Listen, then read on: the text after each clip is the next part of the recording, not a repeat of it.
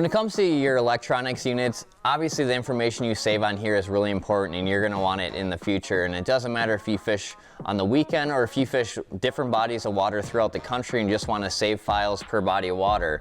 But it's very easy to do, and the first thing I want to do is have 2 SD cards because I want to have one stored in the boat and one stored elsewhere should something happen. And that's the same reason why we're doing these units, in case something should happen where I lose this information.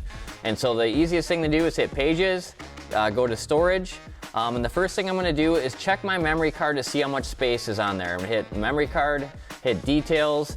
I have 29 gigabytes of free space on here.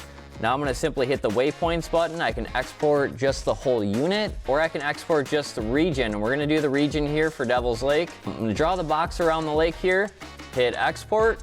File version 6 is the most recent. Memory card top is the one I have selected, hit OK. And when I hit New here, it's going to allow me to basically spell out or describe what is in there. I'm going to put Devil's Lake, and I always put the year.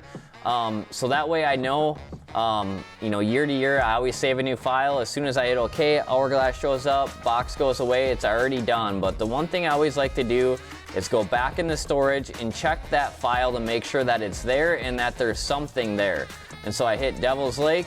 Here it's a 1.3 megabyte file, so I know that it's saved, but this just gives me peace of mind now that if something should happen to the unit, or also I can delete everything now if I'm going to a body of water to keep everything separated and to keep my Lowrance unit empty and operating as fast as it can be.